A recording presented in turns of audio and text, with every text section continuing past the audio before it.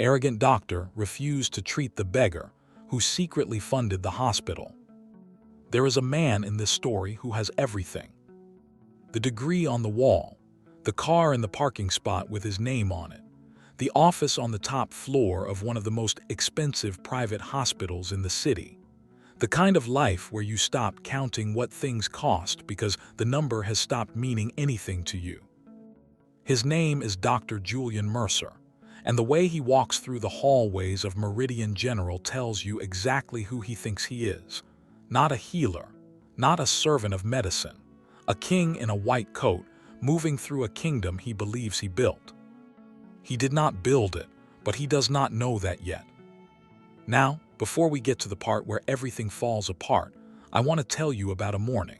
A specific Tuesday morning in October, the kind of morning where the air is cold enough that your breath becomes visible, but the sun is still trying to be warm about it. Julian is in the lobby of Meridian General with a coffee that he has already decided is not hot enough. He is on his way to a board meeting. He is thinking about the speech he is going to give about his new research wing, the one that is going to have his name on the front of it. And then a man walks through the door. Old, thin, coat that has seen too many winters and been cleaned too few times, moving like someone whose body is sending him urgent messages that he is choosing to ignore because he has no other choice. Holding his chest with one hand on the door frame, breathing in that specific way that every doctor in that building would recognize immediately as a medical emergency. Julian sees him. And what Julian does next is the thing this entire story is about. Because it is not what a doctor does. It is not what a good man does. It is what a person does when they have been so insulated by their own success for so long that other human beings have stopped registering as people and have become, instead, inconveniences. He calls security. He tells the old man he is going to stain the chairs. He tells him to go to the public clinic across town. And the old man looks at Julian with eyes that carry something Julian cannot read yet, something old and deep and complicated. And he says something that stops Julian completely still in the middle of his perfect morning. He says, "You have your father's eyes, Julian, but not his heart." And Julian, who does not know yet why that sentence feels like a punch, who does not know yet what this old man knows, who has no idea at all who he is looking at, says the only thing his arrogance allows him to say. He tells them to throw him out. This story is about what happens after that.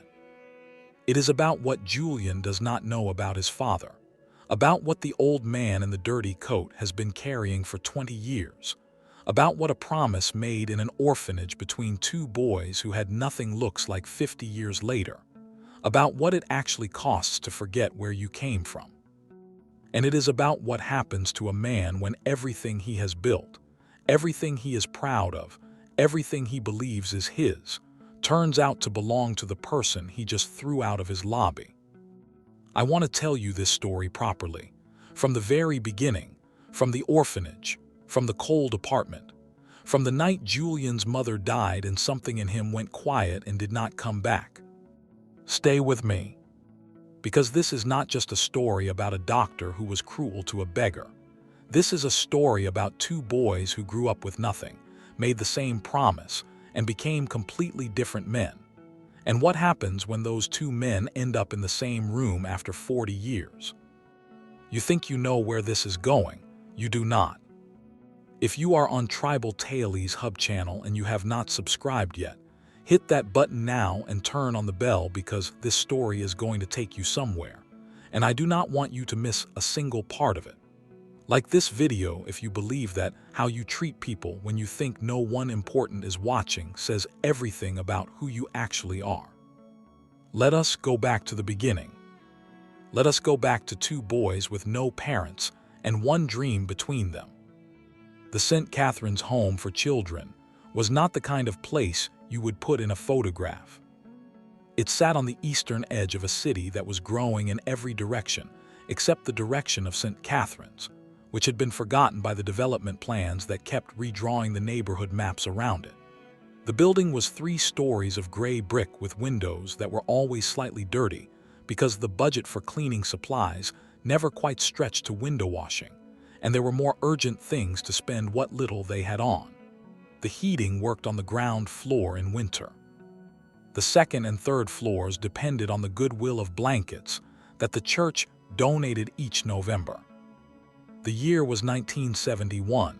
The city outside was changing. Music was different. Politics were louder. People were arguing about what the future should look like. Inside St. Catherine's, 2 8-year-old boys were arguing about something considerably more immediate.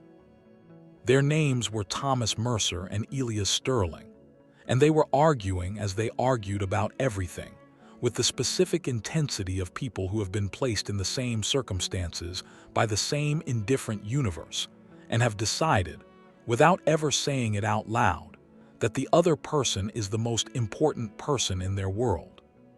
Thomas was the talker, quick with words, fast with a smile, the kind of child who made adults feel better about the situation by explaining the situation to them in a way that made it seem manageable.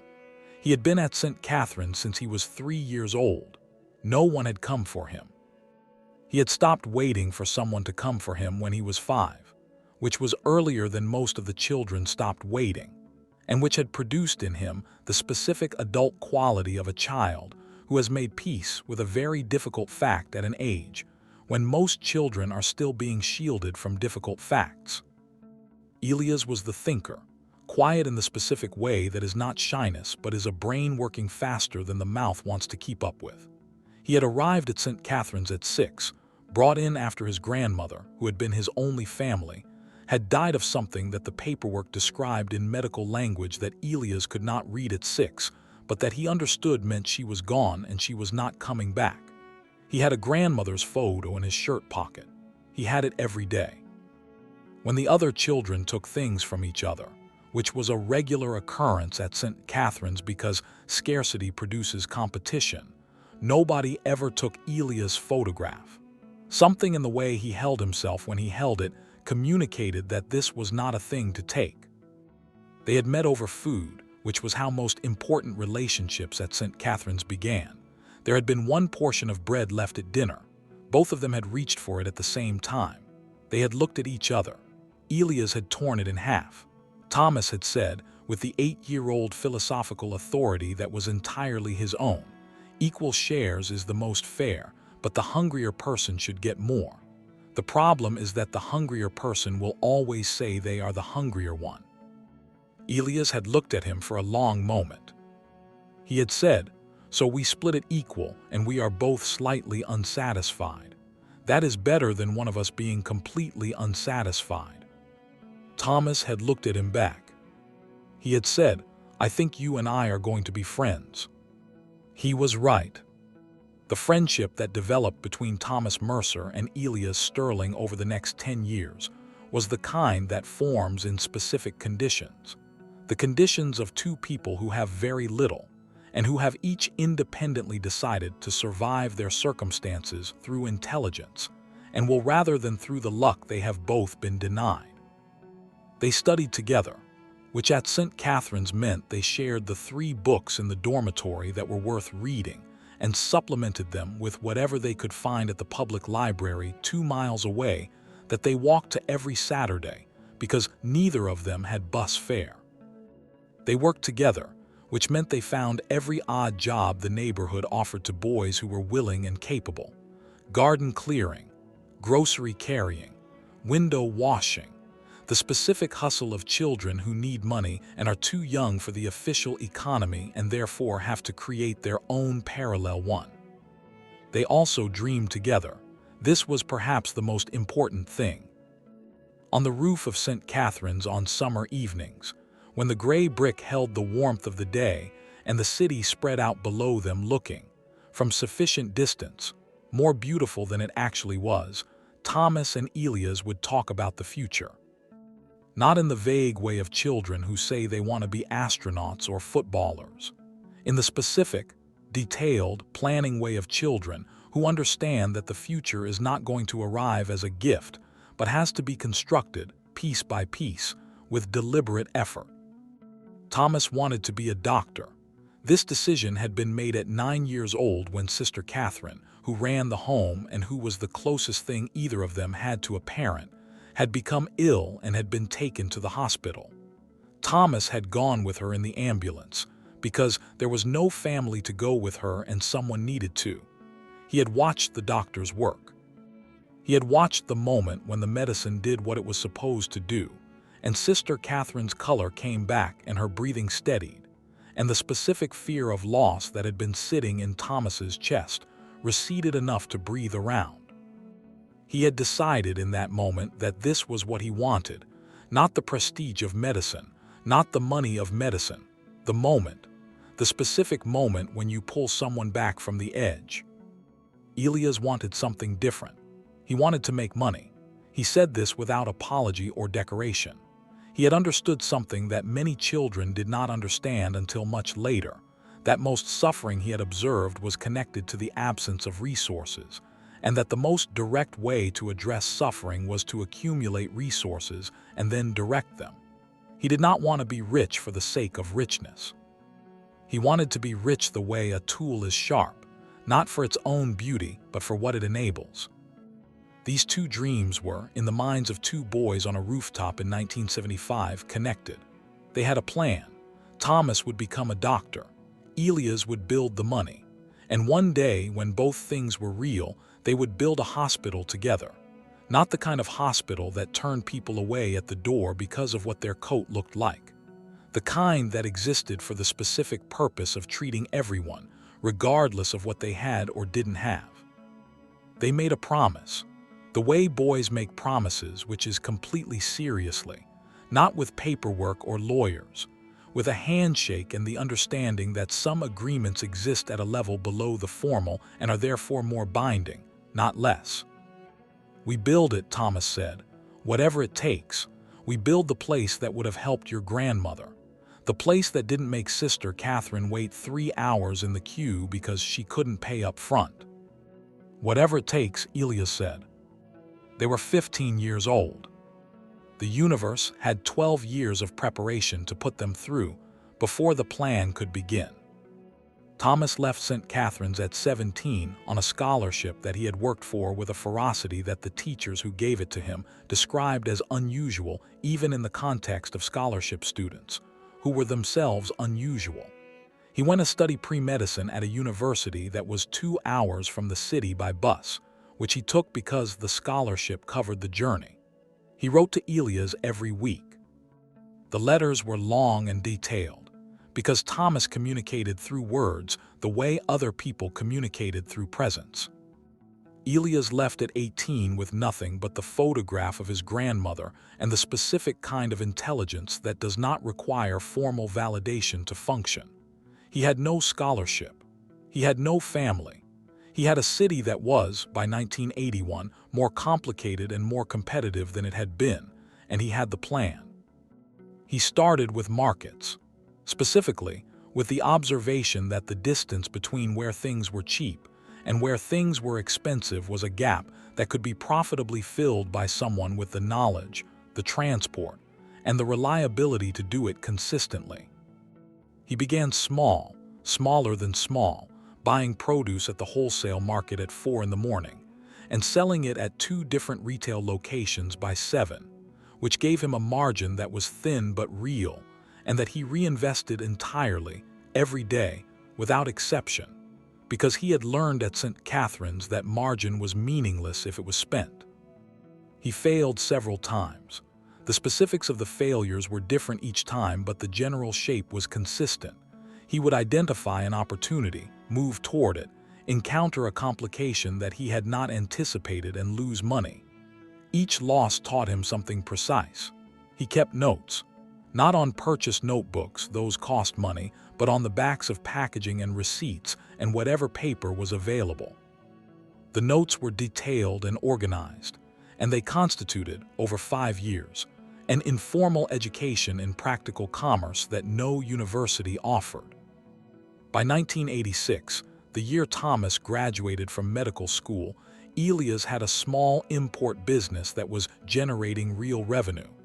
Not the kind of money that changed your lifestyle, but the kind that had momentum.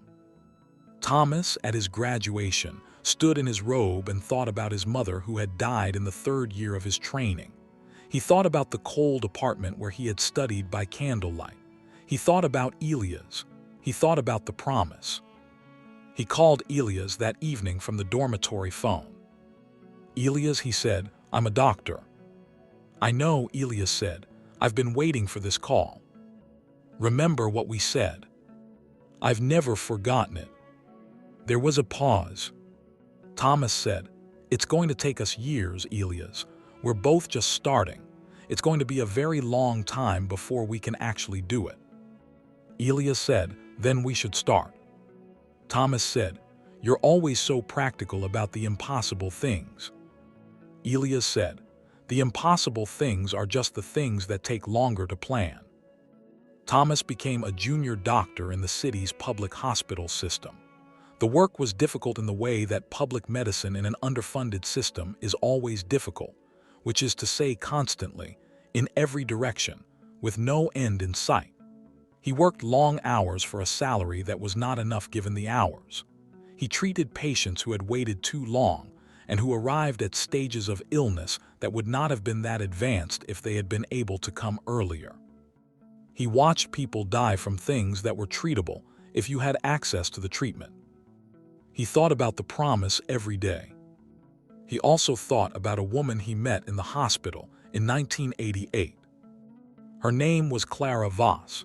She was a nurse, which was how they met, and she was the specific kind of person who makes medicine make sense, the kind who remembers not just the diagnosis but the patient, who brings something to a ward that the medical training does not teach and cannot replace.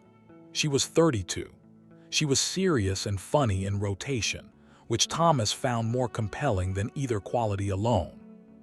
He fell in love with her over the course of a year of working the same shifts, which is a particular kind of falling in love, because it is built on watching someone perform under pressure and discovering that they are consistently, repeatedly, the person you would choose to be in the difficult situation with you. They married in 1990. Their son was born in 1991. They named him Julian. Subscribe to Tribal Tales Hub. Turn on the bell so you never miss a story. This one is just getting started. Thomas was a good father for the first 5 years of Julian's life. He was present in the way that a man can be present when he has made the decision to be present despite significant competing claims on his time. He told Julian stories. He took him to the park on Sunday mornings. He explained things in the way of a doctor who has learned to translate medical complexity into terms that anxious people can understand, which turns out to be excellent preparation for explaining the world to a small child. He also, during these years, was building the plan with Elias. Elias' business had grown significantly through the late 1980s. The import operation had expanded into distribution, and then into warehousing, and then into the kind of complex commercial real estate arrangements that Elias navigated with the same methodical intelligence he had applied to everything since he was 8 years old, splitting bread in half. He was not yet wealthy in the way that would eventually be true of him. But he had capital, and he had the specific business instincts of someone who had learned everything from experience rather than from a book, which meant his understanding of risk was real rather than theoretical. The two men met once a month throughout the early 1990s, not in offices or restaurants, at a small cafe near the hospital where Thomas worked, the kind of place that charged modestly and did not mind if you stayed for 3 hours over 2 cups of coffee. They brought notebooks. They argued. They revised. They planned the hospital with the seriousness of two people who had been thinking about this for 20 years and had decided that it was going to happen. The first location they had identified fell through. The second was too expensive. The third had a planning issue that took 2 years to resolve. None of these delays broke the project because neither man had expected it to be easy. They had both grown up in the specific school of preparation for difficulty. And then 1996 arrived. 1996 was the year three things happened.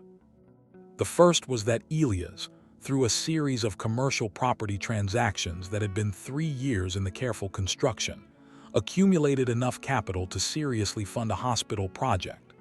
Not a small clinic, an actual hospital with surgical facilities and an emergency department, and the specific quality of care that Thomas had been watching his public hospital patients be denied for 10 years. The second was that Thomas was diagnosed with a heart condition. Not immediately serious.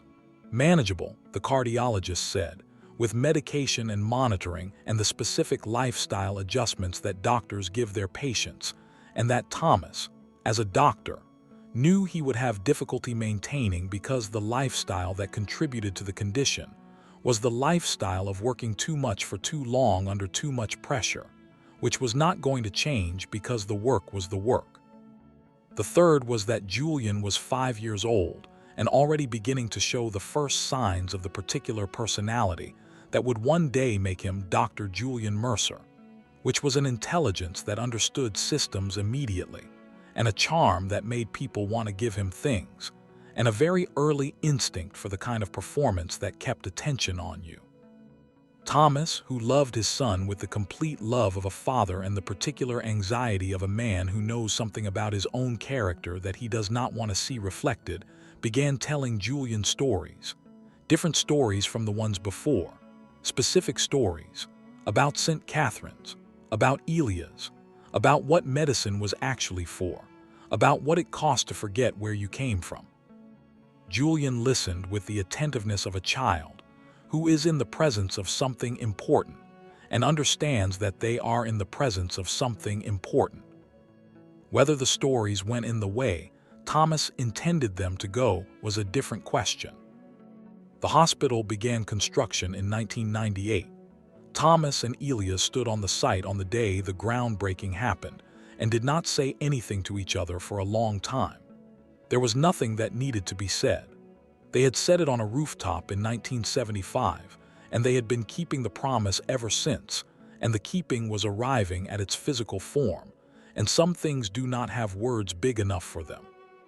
Thomas named the hospital Meridian General. Elias had wanted to name it something that referenced their history, the orphanage, the promise.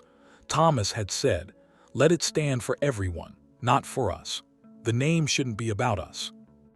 Elias had agreed because Thomas was right, which was not unusual.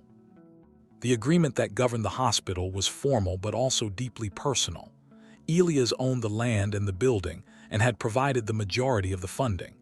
Thomas was the medical director. The hospital operated on a founding principle, written into its charter, that it would never turn away a patient for inability to pay. The Indigent Care Fund was maintained by Elias' ongoing contributions, which were significant. The hospital opened in 1999. Thomas died in 2001. The heart condition that had been manageable for 5 years became not manageable in February of 2001, when Thomas Mercer was 40 years old, and the hospital he had spent 25 years planning was 2 years old, and his son was 10, and there was nothing in the universe's schedule that accommodated this happening. He died at home. Clara was with him. Julian was not in the room, which was a decision Clara had made and had lived with the uncertainty of ever since. She had thought she was protecting him. She was not sure, looking back, that protection was what had happened. What happened to Julian in the years after his father's death was a specific kind of damage, the kind that does not announce itself, the kind that presents as ambition and hard work and achievement and high grades and a medical degree and a career that everyone around you describes as exceptional. The kind that is, underneath all those impressive outputs, a person responding to loss by deciding that vulnerability is the problem, and that the solution to vulnerability is enough distance from everything that could be taken away. Julian became a doctor, a genuinely skilled one. The ability was real. But something his father had tried to put in him had not taken root, or had taken root and been overrun by something faster growing and darker. By the time Julian Mercer was 34 years old and walking the corridors of Meridian General with his coffee and his swagger, Elias Sterling had been watching the hospital for 22 years and had been watching Julian for the last 6, since Julian joined the staff, and had been thinking about this specific Tuesday morning in October for approximately 8 months. He had a coat in the back of his car that he had bought from a second-hand shop in the part of the city where he had grown up. He had been putting it on and taking it off for 8 months, rehearsing the moment, and then deciding he was not ready, and then deciding the hospital was not ready, and then deciding that he needed to be certain before he did something that could not be undone. On this particular Tuesday, he put the coat on and did not take it off. He drove to the hospital. He walked through the door. He held his chest. He waited to see what his best friend's son would do. Julian Mercer's morning had started well. He had woken up at 6 in the apartment on the 23rd floor of the Westgate building, which was the kind of apartment that existed to communicate something to anyone who came to visit it, which was that the person who lived there had arrived at a specific category of existence. The view from the floor-to-ceiling windows was the city in the early morning, which at sufficient height was beautiful in the way of something seen from far enough away that the details were removed. He had his specific routine, the routine of a man who had decided at some point in his 20s that the way to feel in control of a life was to remove uncertainty from the parts of it that could be controlled. 6 o'clock, coffee that was made the same way every morning, 45 minutes of exercise in the building's private gym on the floor below his shower. The dark suit that his tailor had made for him, and that was not the most expensive thing he owned, but was the thing he had spent the most time selecting, because it communicated exactly the right combination of authority and precision. He drove the 40 minutes to the hospital with his mind already at the board meeting.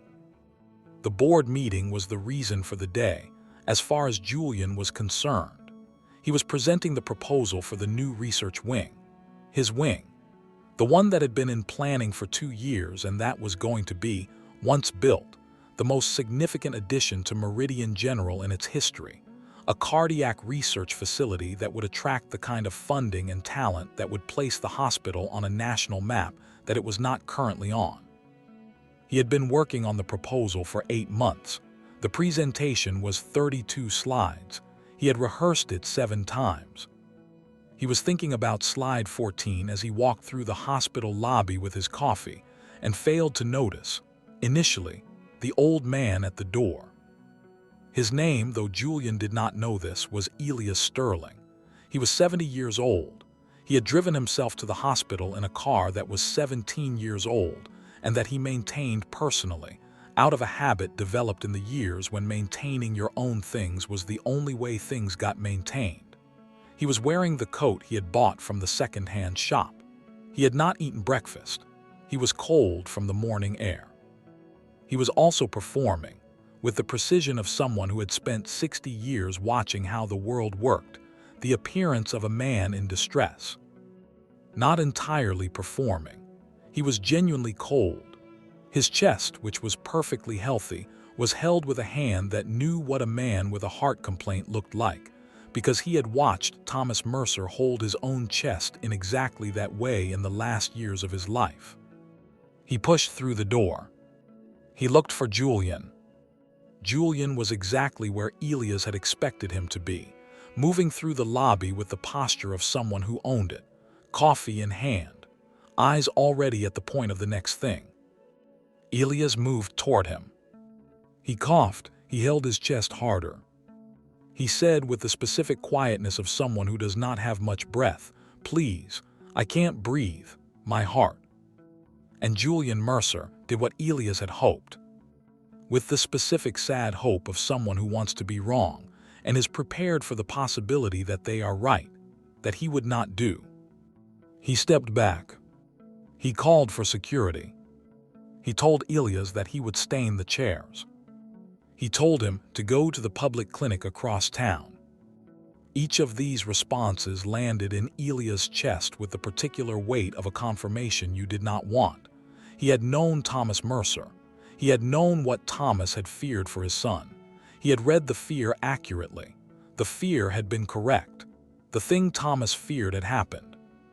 And then Elias said the sentence he had been carrying for 20 years. "You have your father's eyes, Julian, but not his heart." He said it quietly, not as a weapon, though it landed like one.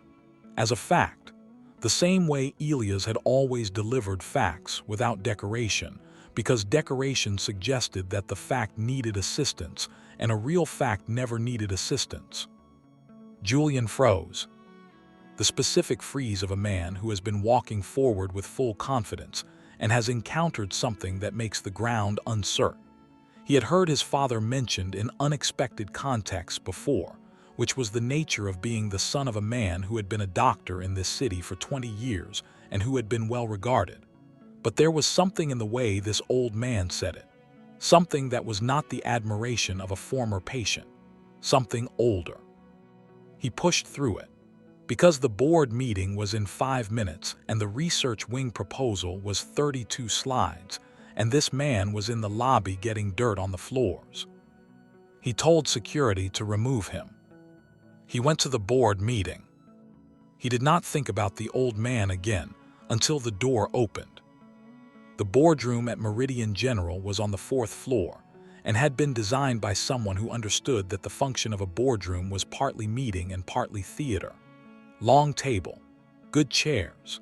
The view from the windows in the late morning light was the hospital's gardens, which had been planted by Thomas Mercer in the hospital's 2nd year, and which Clara Mercer had maintained for the following 20 years because it was something she could do for the place her husband had loved. Julian had given his presentation well. He always presented well. The specific combination of competence and performance that was his defining professional quality meant that even people who had reservations about his character found it difficult to argue with his substance in the room. The proposal was strong. The research wing made sense. The numbers worked. The partnerships he had identified were real. The board had received it with the specific careful warmth of a group of people who are impressed, but are also waiting for something else. Julian did not know about the something else. The chairman, a man named Dr. Howard Kessler, who was 65 and who had been on the board since the hospital's opening and who had known Thomas Mercer and who had his own complicated feelings about the son, had looked at Julian after the presentation and said, "Julian, before we discuss the proposal, we are expecting a guest." Julian had adjusted the papers in front of him. He had said, "A guest." A donor, Kessler had said, a significant one, the one who, in fact, has been supporting this institution since before you joined it. He has requested a meeting today. Julian had assumed from this description a wealthy businessman of some kind, a man who had gotten rich at something and who wanted a wing named after him, which was a predictable pattern in the world of hospital philanthropy and which Julian had navigated before. He had already begun mentally preparing the specific performance of gratitude and professional warmth that these meetings required. He had been entirely wrong about what was coming. The door opened. The old man from the lobby walked in. He was still wearing the coat. He was followed by 2 lawyers. Julian's brain had a fraction of a second to process this and did not successfully process it.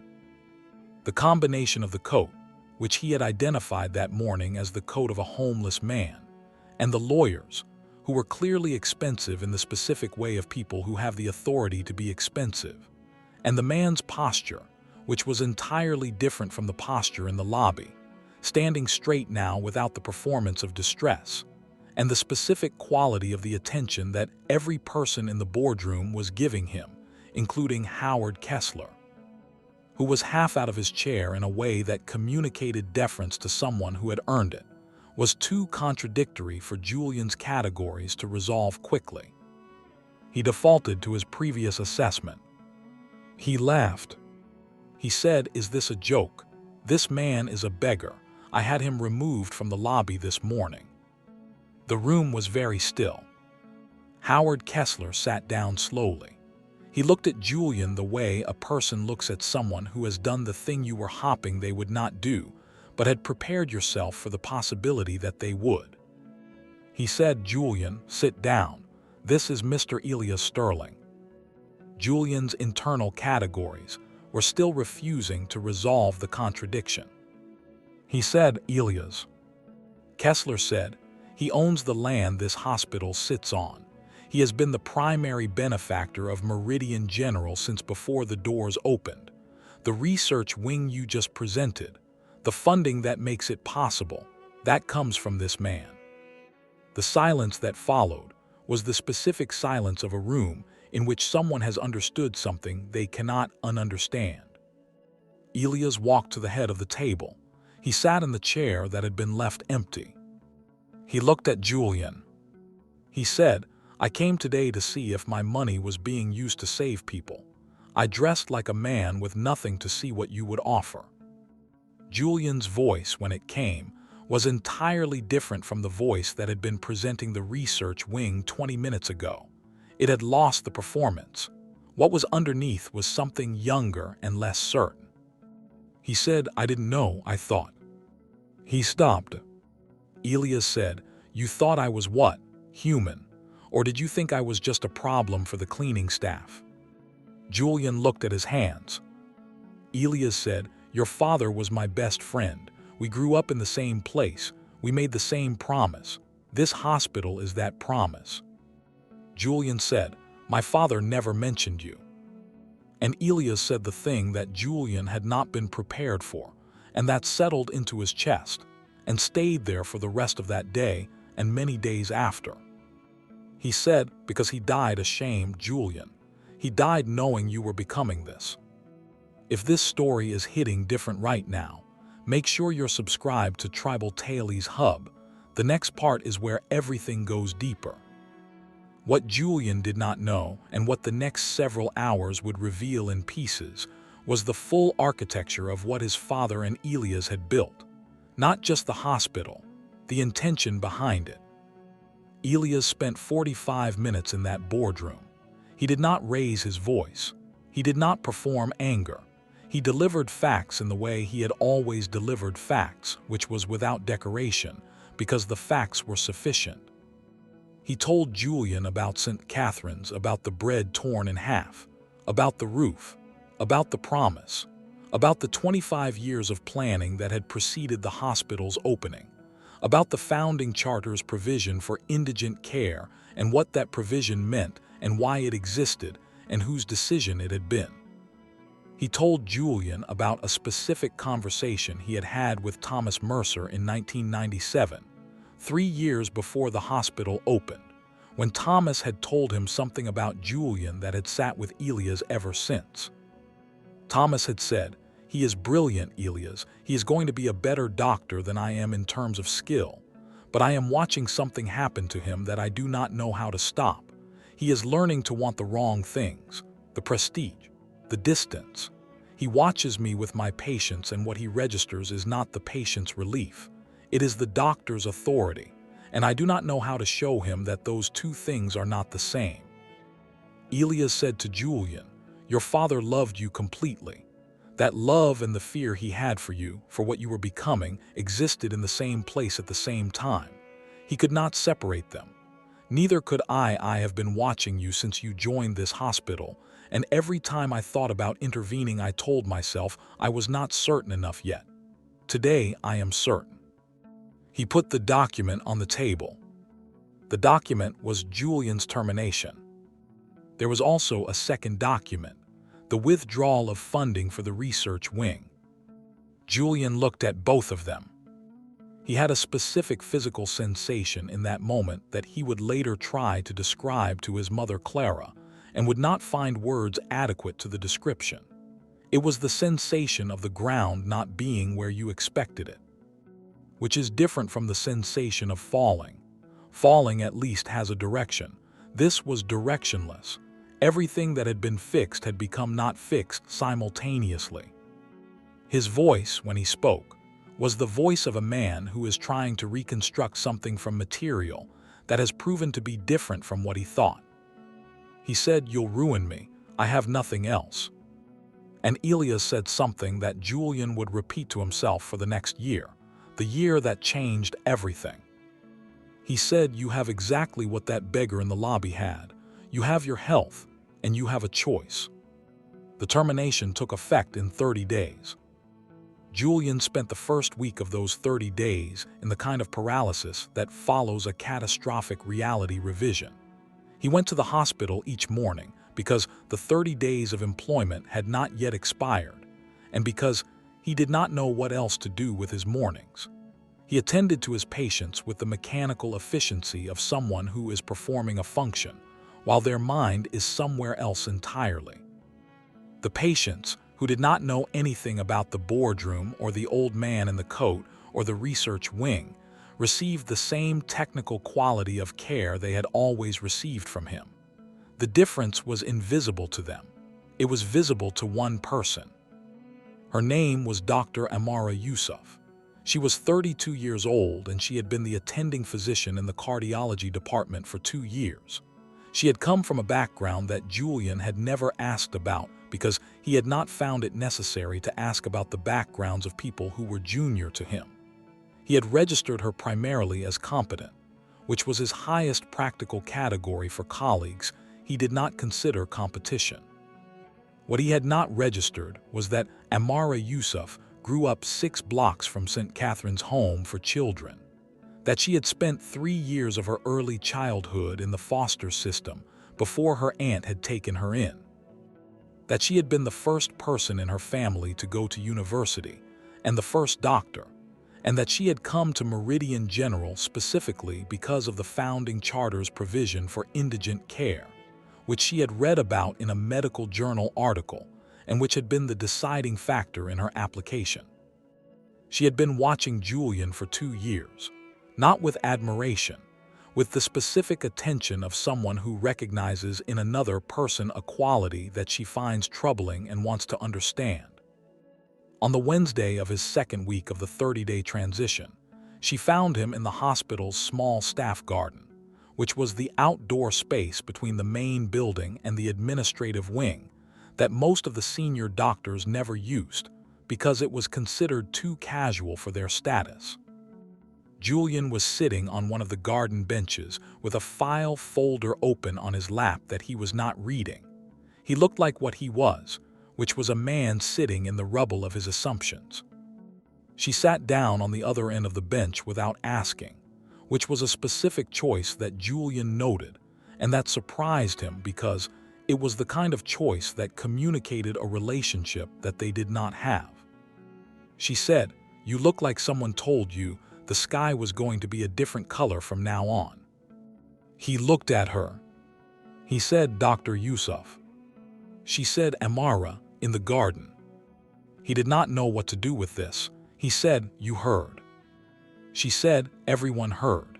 This is a hospital, which means everyone knows everything before the people it directly affects know it." He said, "And?" She said, "And I'm sitting here, which answers and." There was a silence that was the specific silence of 2 people who are working out whether they trust each other enough to have the conversation that needs having.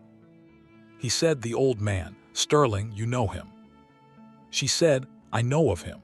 I know the charter. I know why the Indigent Care Fund exists. I know that 3 of the patients I treated last month could not have received the care they received anywhere else because of that fund." He said, "You knew all of this and you still worked here, under me." She said, "I worked here because of what this hospital is supposed to be. Whether you were living up to what it's supposed to be was a separate question." He looked at her. He said, "That is a brutally honest thing to say." She said, "I am a brutally honest person. I have found it more useful than the alternative." A pause. He said, "My father built this place. I mean, he didn't build it financially. Elias Sterling funded it, but it was my father's idea, his dream. I grew up watching him work himself to death for a version of medicine that I spent my entire career trying to be different from." She said, "Different how?" He said, "He cared too much. He gave too much. He wore himself down. He died at 40. She said, and you decided caring was the problem. He said, I decided that medicine requires distance, clinical distance. You cannot function if you. She said, Julian, I know what you were taught. I also know what your outcomes data looks like. You are technically excellent. Your patients survive because of what you know and what you can do. But the survival rate is not the only thing that matters in this building. He said, what else matters? She said, whether they feel like people when they leave. He looked at the garden, the plants that his mother had put there 20 years ago. He said, how do you know about my father? She said, I read the hospital's history when I applied, the charter, the original documents. Thomas Mercer was one of the founders. I know that he died young. I know that his son is a cardiologist here. I did the arithmetic. He said, he planted this garden. She said, I know. He said, I used to come out here when I was a child. When he was working late and I was waiting, I would sit in exactly this spot. She said nothing. She understood that some things needed no response. He said, Elias told me that my father died ashamed of what I was becoming. She said, do you think that's true? He said, I think he was afraid of it. I don't know if he was ashamed. I was 10 when he died. I don't know what he knew about me at 10. She said, what do you know about yourself at 10? He thought. He said, I know that I loved him. I know that I was afraid of losing him. I know that I spent years afterward trying to become the opposite of someone who could be lost like that. She said, the opposite of vulnerable. He said, yes. She said, and what did that cost? He looked at her. He said, today is the day I am finding out. Amara Yusuf left the garden after 40 minutes. She did not offer him false comfort or easy reassurance because she was not built for those things, and because she understood, with the accuracy of someone who had grown up in circumstances that required reading people well in order to navigate them, that what Julian needed was not comfort but clarity. She gave him clarity. She did not know yet what would happen between them. She had not thought of it in those terms. She had seen a man sitting in the rubble of his assumptions in a garden her colleague's father had planted, and she had sat down because it had seemed like the right thing to do. The right things were usually simpler than people made them. She had learned that early. The 30 days ended. Julian's final day at Meridian General was a Thursday. He packed his office in the way of someone doing a physical task to avoid thinking, which was efficiently and without sentiment. He had been told by Howard Kessler, the chairman, that Elias Sterling had communicated an offer. The public clinic across town. A year of unpaid work. No title, no office, no prestige of any kind. Just medicine. If he survived it, Elias had said, maybe he would remember his father's name again. Julian had 3 days between leaving the hospital and starting at the clinic to think about whether he was going to take the offer. He spent the first day in his apartment, not thinking about it, but thinking about it. He spent the second day driving to his mother's house. Clara Mercer was 60 years old and lived in the house that she and Thomas had bought in 1993, the same house where Julian had grown up and where Thomas had told him stories about the orphanage and the promise and the hospital they were going to build. She was still a nurse, semi-retired now, working 2 days a week at a pediatric clinic that was 30 minutes from the house. She had never stopped working because stopping felt like stopping, and stopping was not something she intended to do. She opened the door when she saw Julian's car in the drive, and she looked at his face and she said, "Come in." She made tea because she had always made tea when things were serious, which was the specific habit of a woman who understood that the physical act of doing something practical gave the emotional thing space to settle before it needed to be addressed directly. She said, when they were sitting at the kitchen table, "Tell me." He told her all of it, the old man in the lobby, the boardroom, Elias Sterling, the termination, what Elias had said about Thomas dying ashamed. Clara listened to all of it. When he finished, she was quiet for a long time. He said, did you know about Elias? She said, your father talked about him, not often, but when he did, it was the way he talked about the few things that were real to him. The hospital, you and me, Elias. He said he never introduced us. She said, I met Elias once, at the hospital's opening. Your father introduced us and the two men looked at each other, and I understood then that there was a history between them that was not about explaining. It was just about being there, that kind of friendship. He said, Elias said Papa died ashamed. Clara set down her tea. She said, your father died afraid, Julian. Ashamed is Elias' word for it. Thomas was afraid because he saw something in you that he didn't know how to address without damaging what was good in you. He loved you. He also saw what you were deciding to become, and he was running out of time to show you the other option. He said, what was I deciding to become? She said, hard, fast, the kind of doctor who is excellent at saving lives and bad at knowing why lives are worth saving. He said, that is the same thing his friend said to me today. She said, then two people who loved your father and who have known you for different amounts of time have arrived at the same place. That is worth paying attention to. He said, and you? She looked at him. She said, you are my son. I have been watching you for 34 years. I know what you are underneath what you have made yourself into. The question is whether you know it. He said, Elias offered me a year at the public clinic. She said, I know. He said, you know. She said, Elias called me. He called me before he went to the hospital. He told me what he was going to do and why, and he asked me if I thought Thomas would have wanted it. I told him yes. Julian stared at her. She said, your father would have wanted someone to do exactly what Elias did. He would have wanted someone to hold you accountable in the specific way that the people who love you are sometimes too close to do. Elias can do that because he loved your father and he is angry on your father's behalf, and that anger has enough moral weight to reach you in a way that mine probably doesn't. He said, yours reaches me. She said, I know it does, but differently. Go to the clinic, Julian. He said, it's nothing. It's an old building across town with. She said, I know what it is.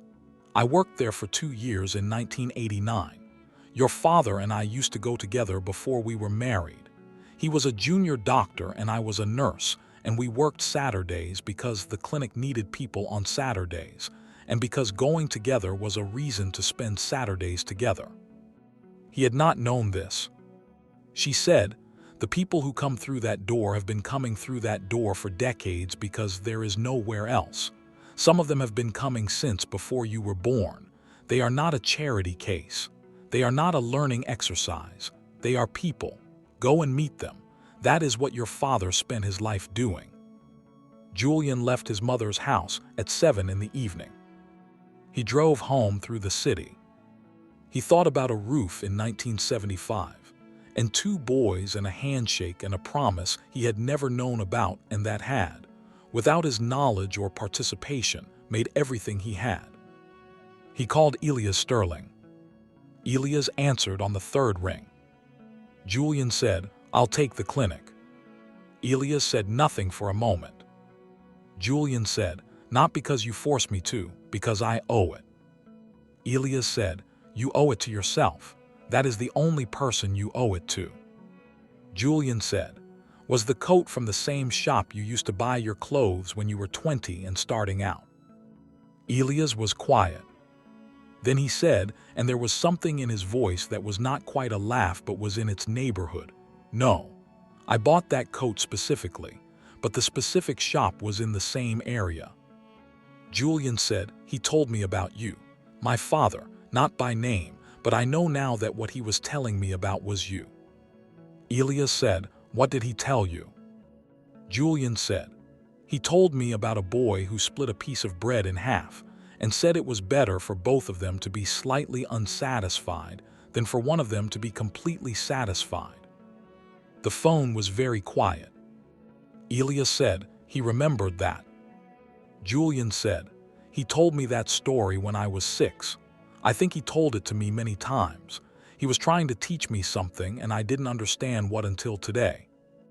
The East Side Community Clinic was exactly what Julian had spent his entire career believing medicine should not look like. The building was a converted municipal facility from the 1970s that had been repurposed in 1985 and had been functioning on the edge of what its budget permitted ever since. The walls were clean because the staff kept them clean, but they were the walls of a building that had not been renovated in 30 years, and that communicated this honestly. The equipment was functional but not current. The staff operated with the specific efficiency of people who have learned to do more with less for so long that the more with less is now simply how things are done. The clinic director was a woman named Dr. Patricia Osai, who was 58 and who had run Eastside for 16 years, and who had the specific authority of someone who knows every corner of a place and every person who has ever come through its doors. She was not impressed by Julian's credentials, which she had reviewed. She was not unkind about this. She simply communicated, in the specific, clear way of someone who does not have time for performance, that credentials were one thing and that the work at Eastside was a different thing, and that the distinction mattered. She said on his first morning, "The patients here have complicated histories, not just medically. They have complicated relationships with the healthcare system in general, which means they have complicated relationships with doctors, which means the first thing you have to do before you can help them is not perform brilliance. It is perform reliability." He said, "What do you mean by reliability?" She said, "I mean showing up. I mean listening to a person who tells you something you already know is not relevant to the medical question, because the thing they are telling you that is not medically relevant is the trust signal. If you make them feel heard, they will tell you the thing that is medically relevant afterward." He said, "That is inefficient." She looked at him. She said, "No, it is the most efficient thing you can do here, because an unheard patient does not follow the treatment plan, and a patient who does not follow the treatment plan comes back worse in 6 weeks, which costs considerably more time than listening." He absorbed this. He was not, at this stage, transformed. He was still Julian Mercer, with the training and the instincts and the particular armor of someone who had spent his career being exceptional in a specific way. But he was paying attention in the way of someone who has been told they are in a new country and should probably try to learn the customs. His first patient on his first day was a man named Gerald, 67 years old, had been coming to Eastside for 12 years, had hypertension and type 2 diabetes and a relationship with his medication that was, as the file described it, inconsistent.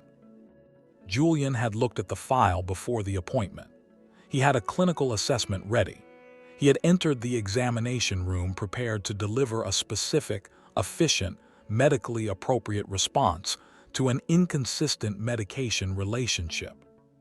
What Gerald told him in the first 10 minutes of the appointment was that his daughter had moved to another city 2 months ago and that his apartment felt different now. He told Julian about how his daughter used to check that he had taken his tablets when she visited on Sundays. He told Julian about how Sunday now felt different. Julian, following what he had been told that morning by Patricia Osai, said nothing about the medication yet. He said, "How long has she been gone?" Gerald said, 9 weeks. Julian said, "Does she call?" Gerald said, "She calls. It's not the same as Sundays." Julian said, "No, it wouldn't be." He was quiet for a moment, which was not the silence of discomfort, but the silence of someone who was genuinely thinking about what he had just heard. He said, "Gerald, the medication, the inconsistency started about 9 weeks ago." Gerald looked at him, then down. He said, "I know." Julian said, "I'm not going to lecture you, but I want to ask you something. If your daughter called on Sunday and you said you had taken your medication, and then on Monday you hadn't, how would you feel about that?" Gerald was quiet. He said, "That's not fair." Julian said, "I know it's not fair, I'm asking anyway." Gerald said, "I'd feel bad." Julian said, "I think you should call your daughter, not about the medication, just to talk. And I think when you hang up you should take your tablets, not because she's watching, because you want to be there for her to call." It was not a revolutionary intervention. It was the kind of thing a doctor who understood that medicine was inseparable from the person's life would do naturally. It was not something Julian had done before. Gerald came back in 3 weeks. His medication compliance had improved dramatically. He brought his daughter on the phone to say thank you. Julian stood in the corridor after that appointment and felt something he could not immediately name. He called Amara that evening. They had been talking occasionally in the weeks since the garden conversation, the kind of talking that begins as checking in and develops into something harder to categorize. He said, "I had a patient today who reminded me of something my father used to say." She said, "What did he say?" He said, "He used to say that medicine was the science of the body and the art of the person. I thought that was the kind of thing you said when you wanted to sound wise. I think he meant it literally." She said, "He was right. Did you get to school today?" He said, "Every patient is school at this place." She said, "That sounds exhausting." He said, "It is, in the specific way that running is exhausting, the kind that makes you want to do it again." She said, "Julian." He said, "Yes." She said, "I know I was hard on you in the garden. I need to say that I was hard on you because I thought you could take it. I don't say those things to people I think can't take them." He said, "I know." She said, "Do you?" He said, "I know because you sat down. You didn't have to sit down, you sat down." She was quiet. He said, "Amara, can I ask you something and have you answer it honestly?" She said, "I don't have another mode." He said, "What do you think of me? As a person, not as a doctor, as a person." There was a silence that was longer than her silences usually were. She said, "I think you are someone who became a doctor because of love and then worked very hard to forget about the love and only keep the skill. And I think that is a specific kind of tragedy because the skill is real and good, and the love, if you'd let it, would have made the skill better." He said, "And now?" She said, "And now I think you are someone who is remembering. I think that is worth something." He said, "Worth enough." She said, "I don't know yet. Ask me again in 6 months." He said, 6 months is a long time." She said, "Some things take longer than you want them to." He said, "You are going to be exhausting to spend time with."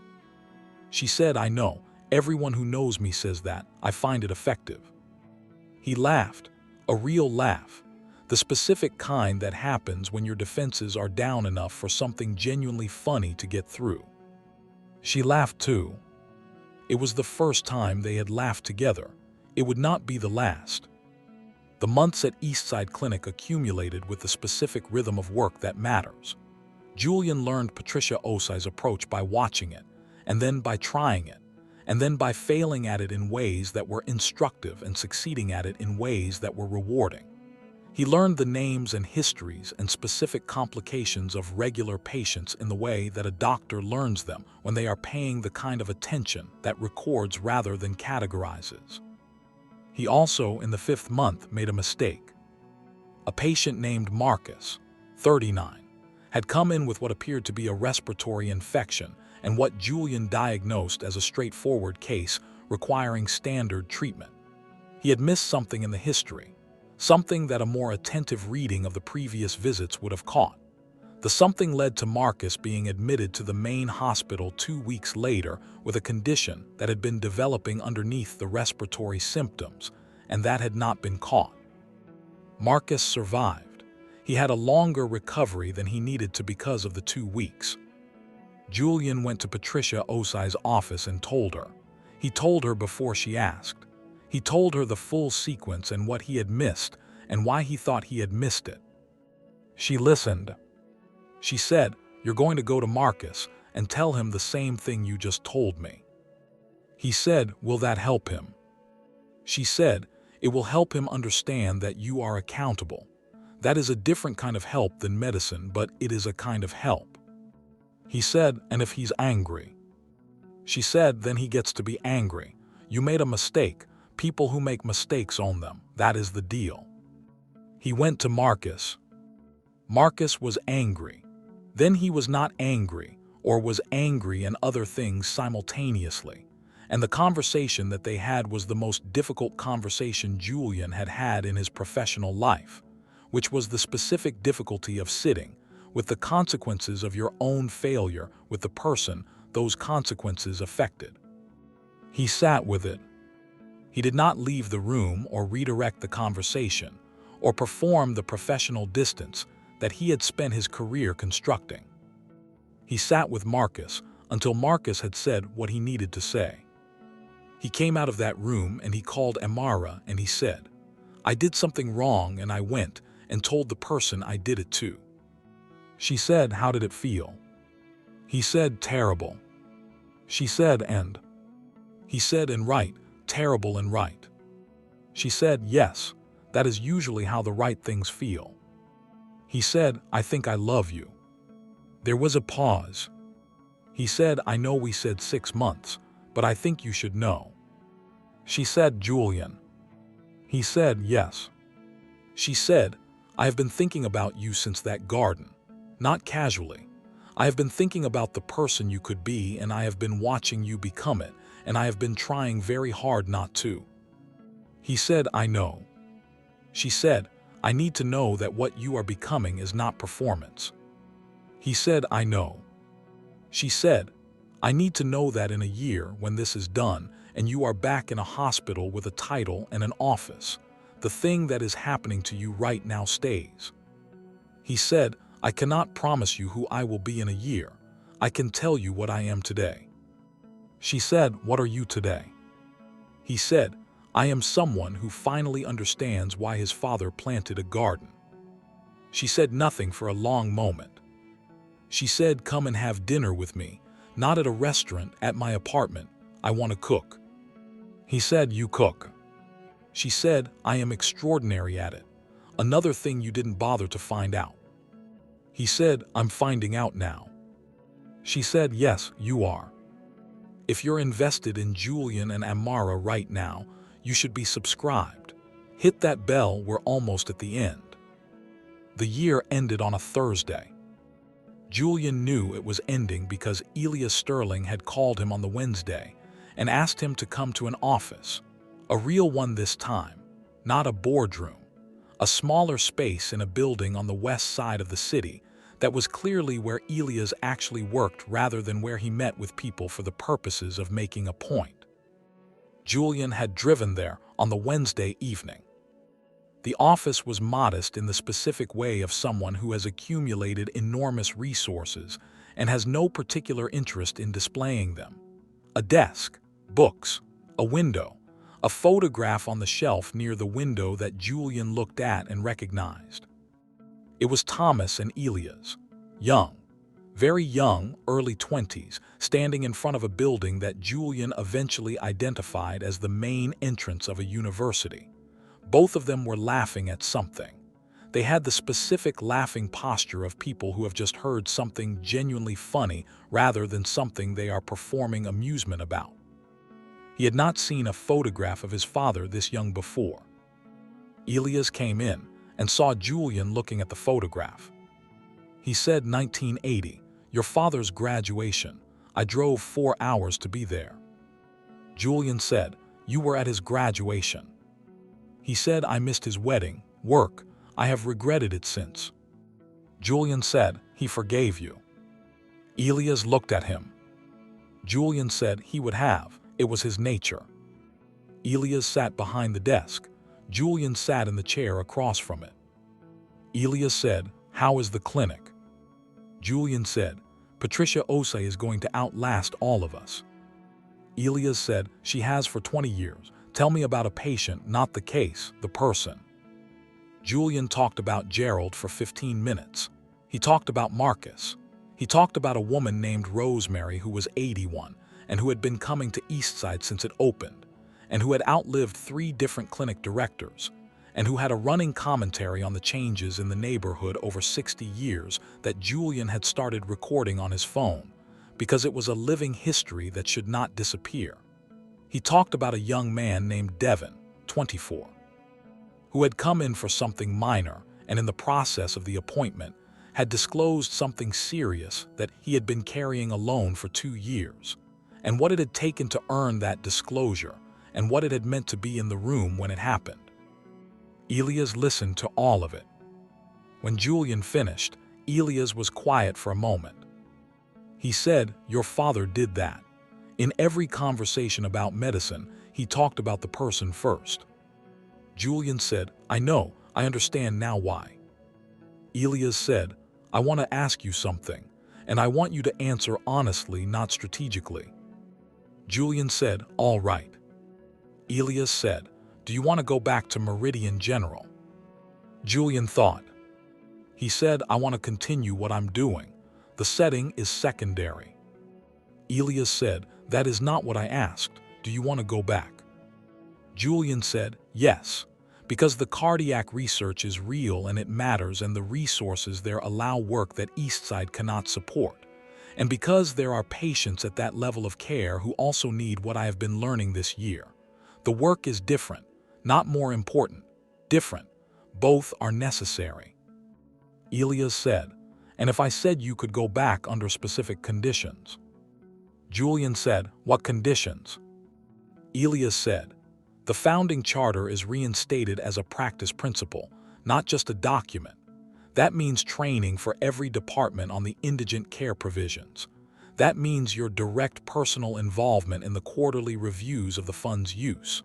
That means a monthly afternoon clinic at Eastside where you come, not someone you assign you." Julian said, "Yes." Elias said, "No hesitation."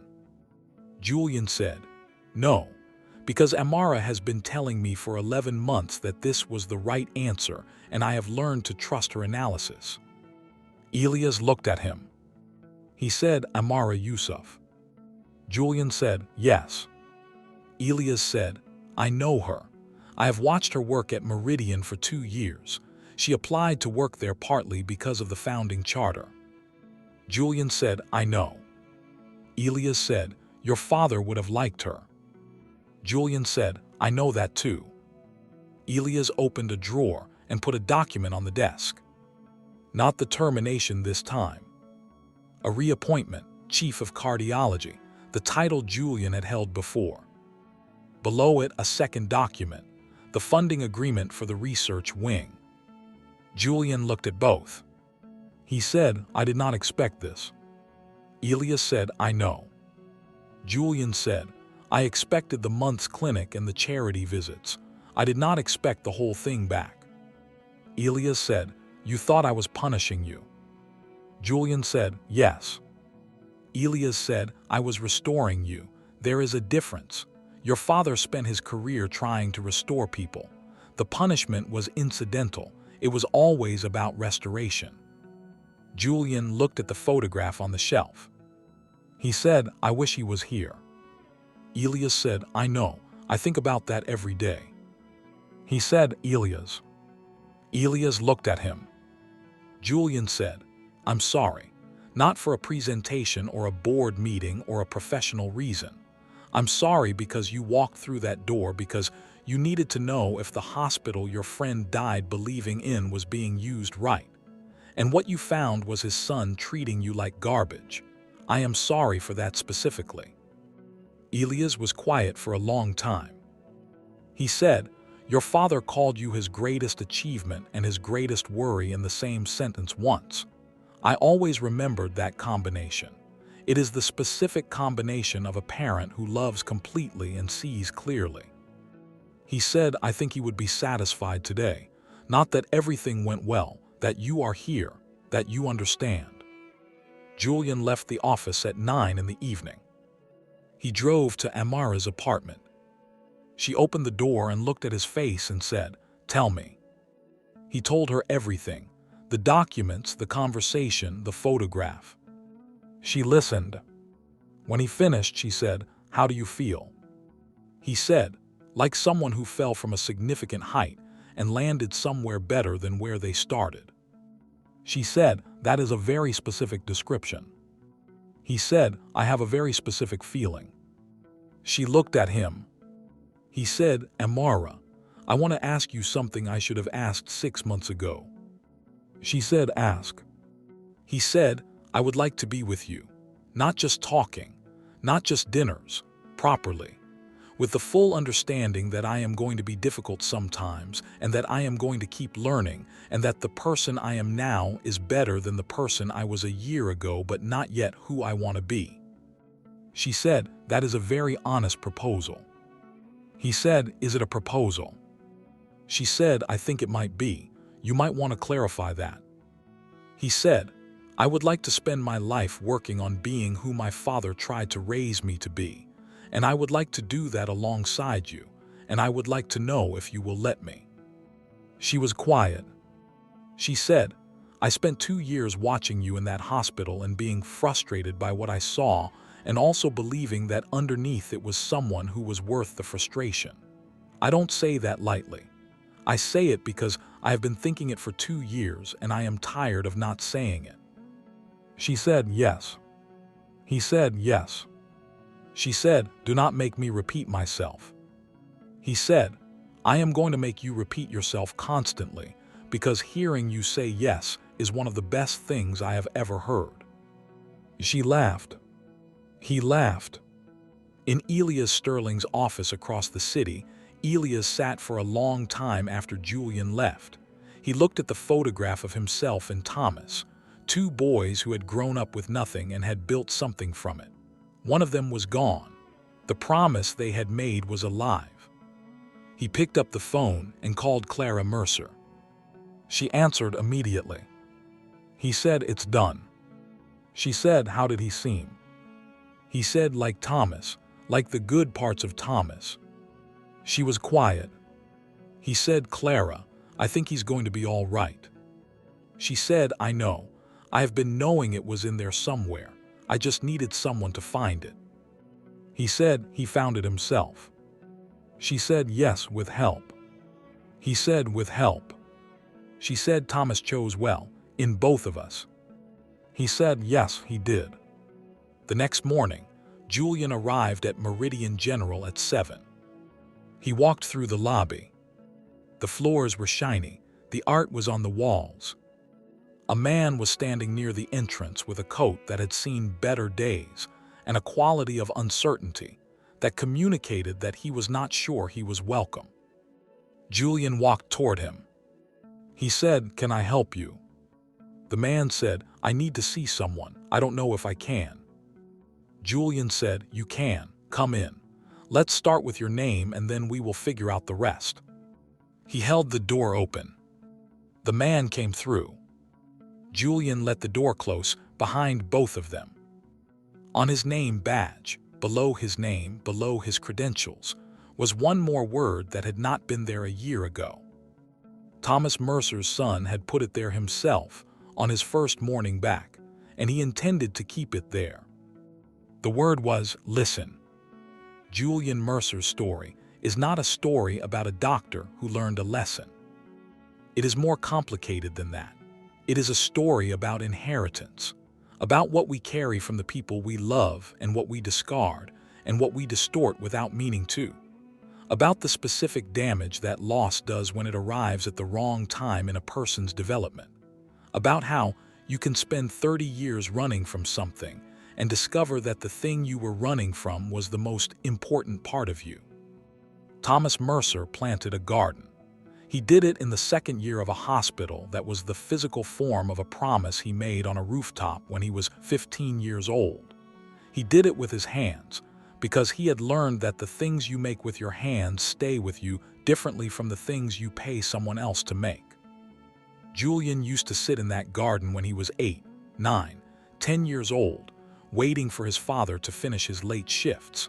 He sat in it without understanding what he was sitting in, without knowing that the garden was an argument his father was making about what medicine was, about what the hospital was, about what a person owed the world when they had been given the gift of the skills to help it. Elias Sterling walked through a door in an old coat and held his chest and waited to see what happened. He was not hopping to witness a failure. He was hopping to witness a test that might, if the person on the other side of it was capable of it, become a beginning. He had been waiting, with the patience of someone who had spent his entire life, understanding that the most important things took longer than you wanted them to, for Julian to be ready to be tested. He was right, the test was the beginning. What Julian became after a year in the East Side Clinic was not a different person from who he had been. He was the same person with more of himself accessible. The skill was always there. The intelligence was always there. The thing that was new was the willingness to let the skill and the intelligence serve something outside himself. To be not the king in a white coat, but what his father had always been, and what Elias had funded, and what the founding charter had required. A doctor who believed that the person in front of him mattered specifically, individually, completely. Amara Yusuf saw this before it was fully formed. She sat down on a garden bench because she recognized something in a man sitting in the rubble of his assumptions that was worth sitting next to. She was not performing kindness. She was making an assessment and acting on it, which was who she was. She had grown up in circumstances that required accuracy about people, and she was accurate. She saw what was there. The research wing was built. Julian's name was on the proposal. It was not on the front of the building. The front of the building said, Meridian General Cardiac Research Center, in memory of Dr. Thomas Mercer, and dedicated to every patient who has ever waited and been turned away. Julian had written those words himself. Elias had read them and had been quiet for a long time on the phone, and had then said, in the specific voice of someone who does not perform emotion, but is experiencing it, Thomas would have hated having his name on a building. Julian had said, I know, I put it there anyway. Elias had said, yes, I see why. Gerald still comes in for his appointments. His daughter moved back to the city the following year. Julian sees her sometimes in the waiting room on Sundays when she comes with her father. He does not comment on this. He understands that some things do not need to be commented on. Marcus finished his recovery. He came back to the clinic 6 months after the incident, not for an appointment but to drop off something for the staff.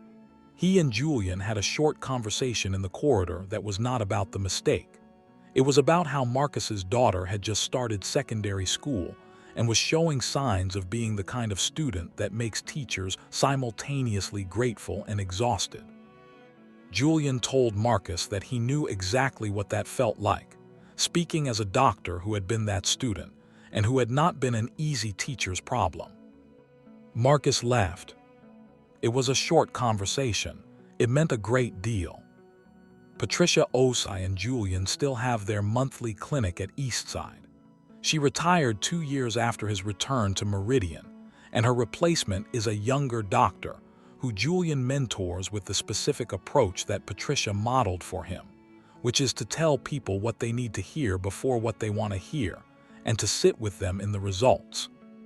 He thinks about his father every day, not with the specific complicated grief of someone who has unresolved things with a loss, with the simpler, cleaner grief of someone who misses a person they loved and who understands now what that person was trying to give them and wishes they could say thank you. He thinks about the rooftop in 1975, 2 boys with no family and one dream between them, what they built with that dream, what the dream survived, what it produced. He thinks about the garden. He tends it himself now, on Sunday mornings. He comes in early, before the hospital fully wakes up, and he moves through the plants that his father put there 30 years ago, and he checks on things, and he makes small adjustments, and he thinks about what it means to maintain something that someone else built. He thinks it means, I was here, someone built this, I kept it alive, that is the deal. Amara comes sometimes on Sunday mornings. She brings coffee, which is always the right temperature, a fact she takes a specific quiet satisfaction in because she knows about the cold coffee and considers the correct temperature an ongoing professional correction. They stand in the garden together. They do not say very much. They do not need to. There are mornings when the light comes through the trees at exactly the angle that makes the whole place look like something deliberate, something designed specifically to be this. Thomas planted it like a man who was growing not just plants, but a future he was not going to see. He put it there for whoever was going to be here afterward. He put it there for Julian, without knowing yet what Julian would need to find in it. Julian found it. He tends it every Sunday. That is the story. That is Tribal Tales Hub. If you have made it to the end of this story, you are exactly who this channel is built for. Someone who stays. Someone who wants the full thing, not the short version, not the summary. Someone who understands that the stories that matter take time. Thank you for that.